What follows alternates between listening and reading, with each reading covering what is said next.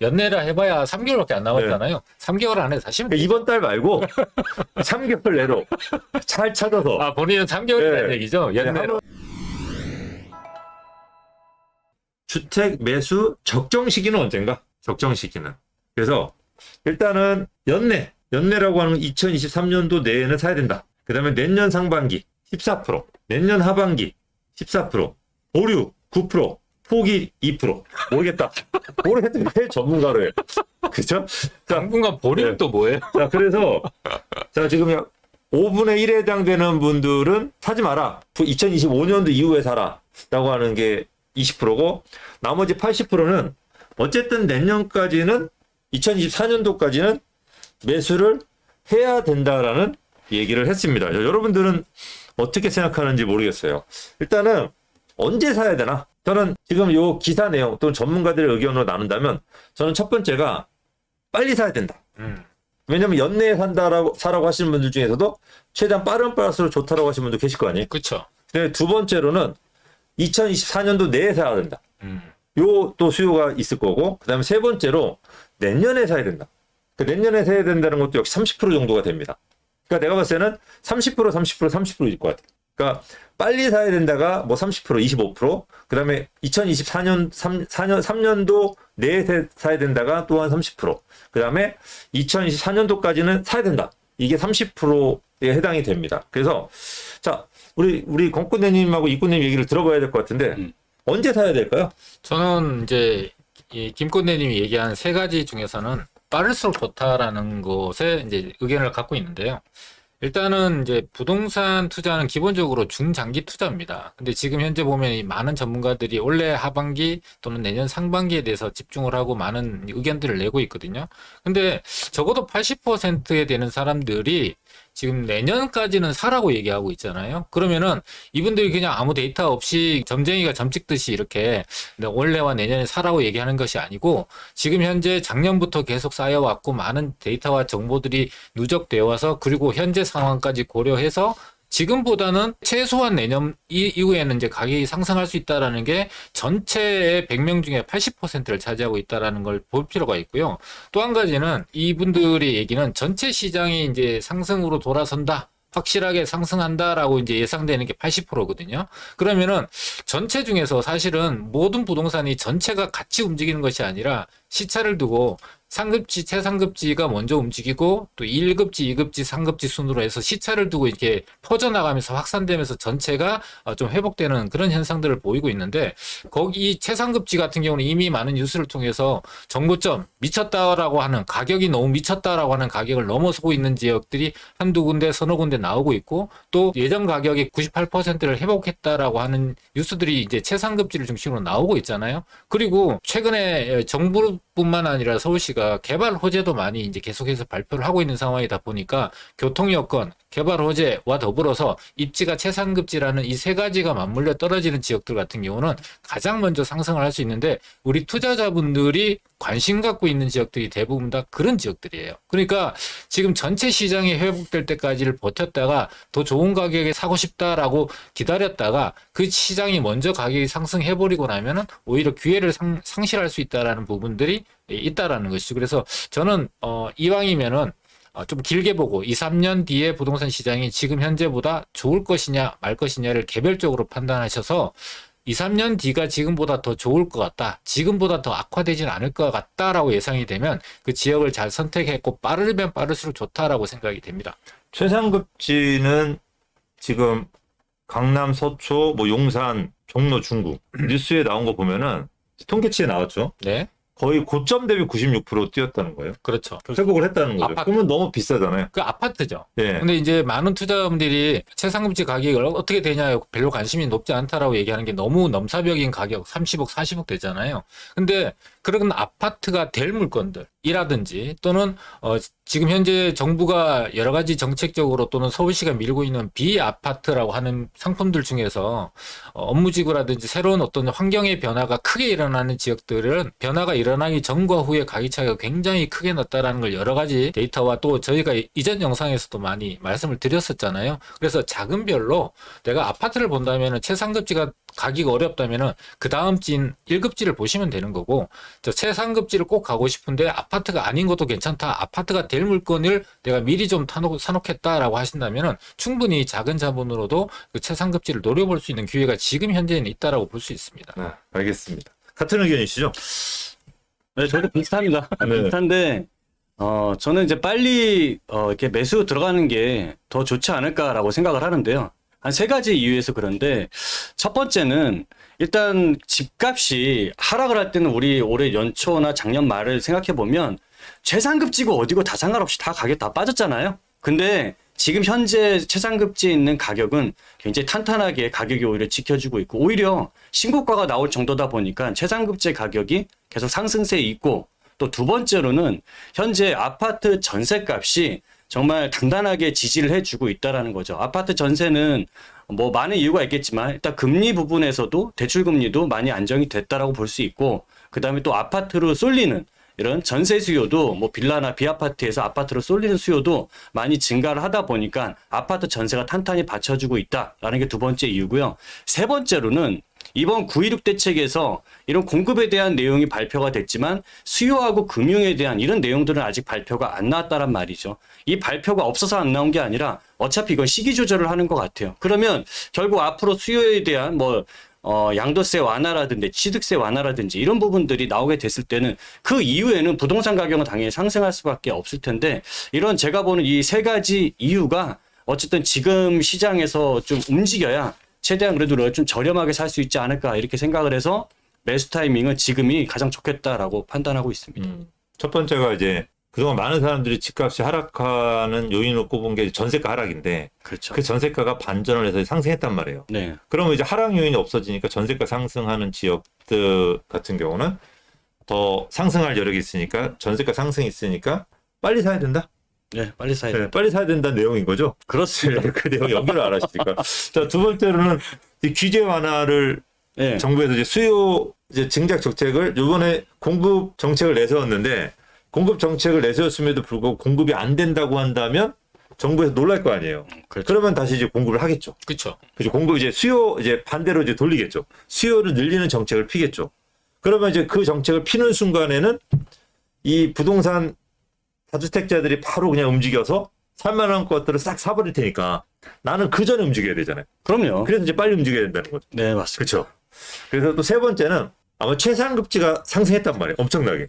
네. 그죠. 최상급지가 96%로 뛰었어요. 네. 근데 그 외 지역은 지금 80%밖에 안 뛰었단 말이에요. 그러면 이게 과연 96%가 떨어질 거냐? 네. 80%가 96%로 따라갈 거냐? 네. 이 두 개 중에 하나인데 대부분 우리 두 분 다 따라올 걸로 보는 거죠. 그렇죠. 그렇죠. 네, 그러면 따라가기 전에 사야 된다는 얘기죠. 그렇죠. 최상급지 지금 96% 넘어서 거의 100까지 올라가고 있거든요. 여기 아까 보니까 안중근님이 우리나라가 집값에 대해서 비싸다는데 조선시대부터 항상 비쌌대요. 그 사람들이 항상 비쌌다고 얘기했고 2008년 9년 때도 부동산이 미쳤다라는 얘기 했는데 지금 그거의 3배가 올라 있잖아요. 물론 시간이라는 게 10년 또는 12년 정도 흘렀기 때문에 그런 물가 상승이나 화폐 가치가 반영이 됐지만, 우리가 앞서 제가 말씀드렸다시피 부동산이라는 거는 중장기 투자 상품이에요. 그러니까 조금 더 길게 5년 정도만 보셨다 하더라도 1월 달에 가격 대비해서 20% 30% 오른 게 아니냐라고 얘기할 수 있는데요. 아무래도 한 3년 뒤 5년 뒤는 지금보다 화폐가 더 많이 풀리고 또 물가가 계속해서 올라간다면 어쩔 수 없이 원가라든지 이런 것들이 상승해서 지금보다는 가격이 높을 수밖에 없다는 건 좀 확실한 것 같습니다. 그래서 그런 것들을 참조하신다면 판단하시는 데 도움이 되지 않을까 싶습니다. 그러니까 그 안전하게 네. 그러니까 3, 4년 뒤에는 금리가 어쨌든 안정화될 거고 화폐가 더 풀릴 거잖아요, 지금보다. 그렇죠. 아무래도 뭐 자본주의사가 지금까지 그렇게 흘러왔으니까. 원래 하반기만 해도 120조 이상이 그럼- 중국에서 풀린대요. 그러면은 올 하반기만? 네. 그럼 내년에 더 풀리겠네요. 토지 보상도 있고 120%. 더군다나 신도시 만들면 또 더 풀릴 거 그렇죠. 아니에요. 네. 그러면 3, 4년을 내다보고 좋아지는 지역을 지금 사도 되겠네요. 그러니까요. 지금 그러니까 바닥일 빠를수록. 때. 네. 그냥 올 연말에 찾아가지고 연내 2024년도 아까 연내. 세 개를 나눠서 예. 빠를수록 예. 연내 이렇게 하니까 근데 연내라 해봐야 3개월밖에 안 남았잖아요. 3개월 안에 다시 그러니까 이번 달 말고 3개월 내로 잘 찾아서 본인은 3개월이라는 예. 얘기죠. 네, 연내로. 하면 저는 된다라고 생각을 알겠습니다. 하겠습니다. 여러분 절대 서두르면 급하게 먹으면 체합니다. 이번 달 말고 2024년 시청자님은 혼자 연내로, 위하는 것처럼. 네, 하시면 좋을 것 같습니다. 알겠습니다. 2023년도 이제 2023년 투자하기 좋다라고 하는 전문가들한테 물어본 거예요. 또는 이제 그렇지 않은 전문가한테도 만약에 오래 산다면 어떤 게 좋겠냐라고 물어봤더니 투자 상품 첫 번째가 재건축 아파트가 60%입니다. 그러니까 이게 뭐 우리 국민들의 아마 60%도 재건축을 사고 싶을 거예요. 그렇죠. 그러니까 재테크하면 재건축이죠. 그 다음에 이제 40%가 분양, 그죠? 분양. 지금이 제일 싸다. 그 다음에 23%가 재개발 추진 지역. 요즘 뭐 신통이라든지 서울 같은 경우, 뭐 신통이나 모아주택이나 굉장히 역세권 개발이나 굉장히 많은 이제 재개발 추진 지역들이 있는데 이 재개발 추진 지역도 생각보다 많이 올라와 있습니다. 그래서 그다음에 뭐 경매나 이런 것들이 유리하다라고 지금 얘기를 하고 있습니다. 우리 꼰대들은 어떤 걸 사는 게 좋다라고 생각하십니까? 일단 저는 이제 여기 이제 많은 전문가들이 60%, 100명 중에 60명이 재건축 아파트를 이제 추천했잖아요. 근데 이게 너무 너무 평이한 추천이 아닌가라는 생각을 하는 게 재건축 아파트는 너무 좋죠. 많은 사람들이 아파트를 투자하게 되면은 수익성 또는 차익을 얻는데 일단은 목표를 두는 것보다는 아파트를 내가 보유하고 있고 언제라도 팔 수 있다라는 심리적 안정감이 가장 큰 것 같아요. 아파트는 믿을 수 있다. 이 생각을 하고 있는 것 같거든요. 그리고 또 아파트만큼 확실하게 시간이 가면은 언제가 됐든 늦어지든 빨라지든 무조건 개발을 할 수밖에 없는 게 이제 재건축 아파트잖아요. 그러니까 심리적으로 안정을 갖기 때문에 재건축 아파트를 추천하는 건 저는 동의하는데 지금 현재 보게 되면은 신규 아파트 가격들이 이제 중심지나 최상급지를 중심으로 해서 가격이 많이 회복됐다라는 게 평가잖아요. 그러면은 그에 따라서 아파트는 규격화돼 있고 많은 이제 사례들이 이미 많이 알려져 있기 때문에 재건축 아파트 대비해서 추가 분담금을 계산하게 되면 신규 아파트 가격이 얼마가 될 수 있다라는 걸 우리 시청자분들이 충분히 계산 더하기 빼기만 하면 알 수 있을 정도로 오픈이 돼 있단 말이에요. 그래서 재건축 아파트들도 유망 지역이나 요충지를 중심으로 해서 이미 가격이 좀 많이 회복이 돼 있어서 전세는 낮고 왜냐하면 아파트가 노후돼 있으니까 또 가격은 올랐고 해서 투자 금액이 예전보다 많이 늘었어요. 그래서 지금 현재 단기적으로 어떤 가격 상승을 목적으로 투자하는 걸로는 저는 별로 이제 비추천이고요. 이 금액이 높다, 작은 규모가 크다면 당연히 재건축을 선택하는 거 좋은데 재건축이 돼서 새 아파트가 되고 나서 그 이후에 새 아파트로서 한 10년 정도 가질 동안에 내가 수익을 얻는다라는 생각을 가져가신다면 괜찮은데 저는 가성비 측면에서 본다면은 재개발 추진 지역이 가장 유망하다. 저는 1번으로 꼽을 수가 있어요. 지금 현재 비아파트, 특히나 빌라, 도시형 생활주택, 오피스텔의 전세 가격이 최악이에요.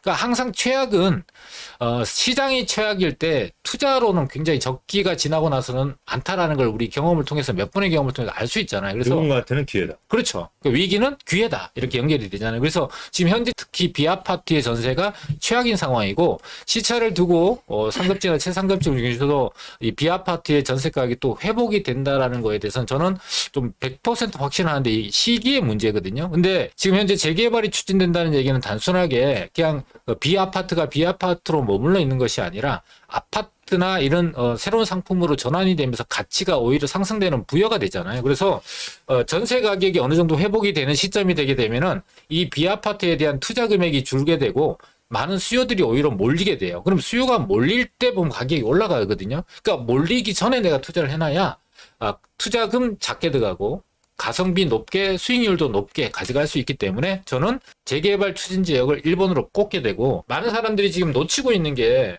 이 비아파트 중에서요. 오피스텔하고 도시형 생활주택이 지금 현재 정말 주목할 만한데요. 이게 지금 현재 상황이 오히려 빌라보다도 더 최악이에요.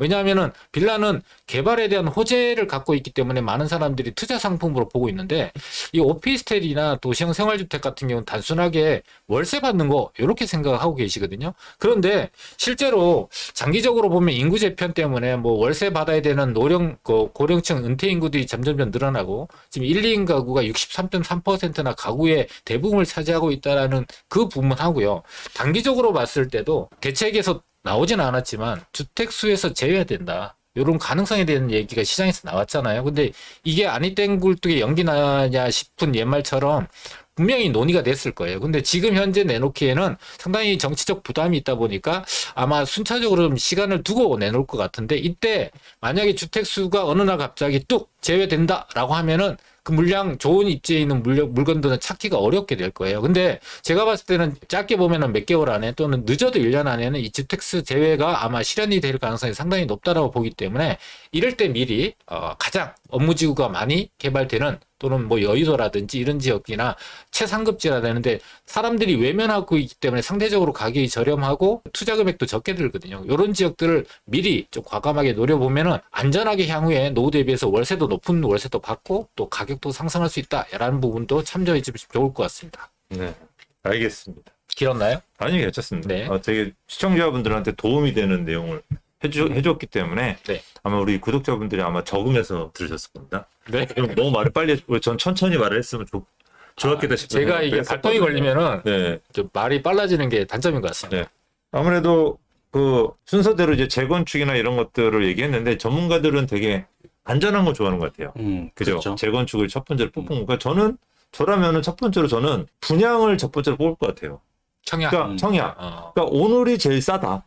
이제 이번에 강남권에서 나오는 재건축 아파트들 있잖아요, 분양. 그렇죠. 뭐 청담 레일이라든지 그다음에 메이플자이, 그다음에 뭐 DH 방배 상당히 많죠. 한 9개 단지가 되니까. 이런 거는 분양받는 순간에 최소 10억이에요. 우리가 그 지금 원베일리 분양 얼마였죠? 20평대가? 59제곱미터가 14억 정도의 네. 분양을 했는데 네. 지금 28억 5천. 지금 28억 5천이에요. 네. 이것도 입주 시기여서 그렇죠.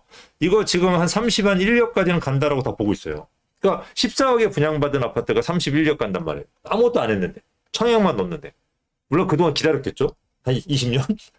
근데 아니, 지금 강남에 물량들이 앞으로 많이 나오기 때문에 원베일리 분양받을 때보다는 길이 많이 열렸어요. 그리고 뭐 꼭 이렇게 10매덕씩 피가 붙는 것들은 받기 쉽지 않겠지만 한 3, 4억 정도 프리미엄을 쉽게 어렵지 않게 볼 수 있는 단지들이 생각보다 되게 많거든요. 또 이제 공사비가 많이 뛰는 거 여러분들 많이 접하셨잖아요. 그러니까 오늘이 제일 싸다라고 하는 거는 제가 봤을 때는 이거 앞으로 몇 년간은 계속 갑니다. 더군다나 정부에서 지금 이 갑자기 아파트가 뛰거나 공사비가 뛰는 걸 부담스럽게 하기 때문에 올려주되 서서히 올려주고 있어요. 이게 2, 3년 동안 갈 거기 때문에 이게 제일 싸다라고 하는 거는 지금도 유효하다. 그래서 분양이 저는 1순위로 뽑고 있고, 두 번째로 이제 자금이 되신 분들은 이제 재건축이 최고죠. 재건축은 안 돼도 좋다라는 거죠. 음마라든지 뭐 잠실주공 5단지 그 오랜 시간 안 됐잖아요. 근데 그거 가지고 있는 분도 손해봤나요? 아니죠. 그 아파트, 새 아파트 뛰는 거 똑같이 뛰어요. 맞아요. 단지 살기만 불편할 뿐. 그러니까 안 살면 되고 저 안 살면 돼요. 되면 그러니까 되죠. 이게 잠실주공 5단지나 음마가요. 압구정도 그렇고 여의도도 그렇고 낡은 아파트인데 새 아파트. 아파트는 낡았고 가격은 새 아파트야. 그러니까 낡았는데 이미 새 아파트 갈 때 다 같이 뛰어요. 가격은 새 여기에 아파트. 마이너스가 딱 뭐가 되어 있냐면 초과이익 환수만 마이너스가 있어요. 그러니까 이 초과이익 환수가 어쨌든 없어져야 된다는 거는 대국민 공감하고 있어요, 지금. 뭐 하락 논자분들도 초과이익 환수 굳이 지금 있어야 될 하락기에 초과이익 환수가 왜 필요해? 그죠? 그렇죠. 그러니까 이 공급 부족할 때 왜 필요해? 맞아요. 그러니까 이 부분에 공감하기 때문에 지금 뭐 여야가 힘겨루기 하는 거지 사실 없어졌다라고 보는 게 맞아요. 그러면 그 없어지는 순간만큼 무조건 뛰죠.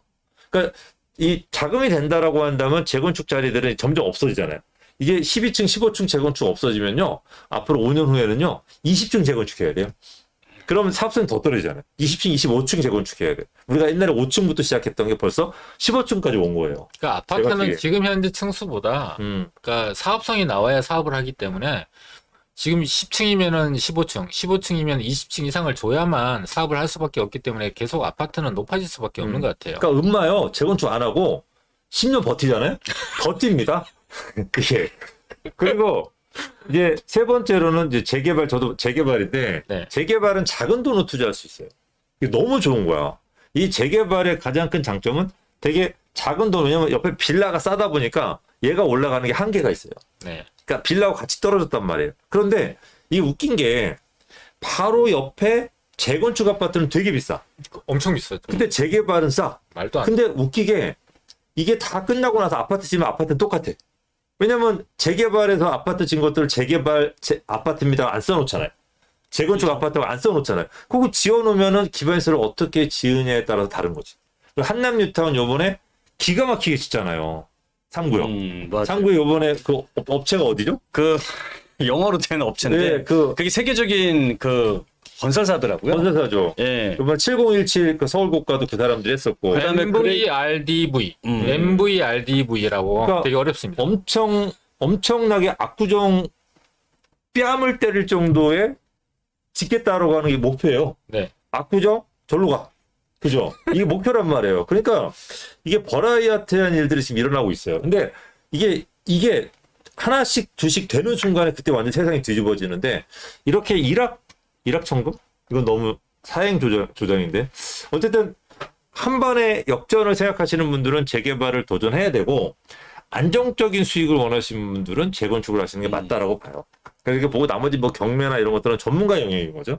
그래서 그렇게 이제 여러분들이 생각을 하시면 될 것 같습니다. 아니 그러면 빌라 투자는 불안정하다는 건가요? 아니요, 빌라 투자나 이제 재개발 투자는 약간의 그 리스크는 분명히 있어요. 불확실성에 대한. 재건축은 담장이 쳐져 있기 때문에 재건축을 하다 말아도 그냥 재건축 가격이 꼭 가요. 언젠간 하니까 쟤는 절대 재건축 안 할 집 아니니까. 근데 재개발은 하다가 안 하게 되면 정부에서 담장을 쳐준 거예요. 정부에서 취소하면 이 담장을 싹 걷어가요. 그럼 그때 막 신축들이 들어와요. 네. 그러면 재개발이 영원히 안 될 수가 있단 말이에요. 그러니까 분명히 그런 리스크를 안고 있지만 그래도 내가 포기할 수 없는 엄청난 매력을 갖고 있는. 진짜 너무 사랑스러워.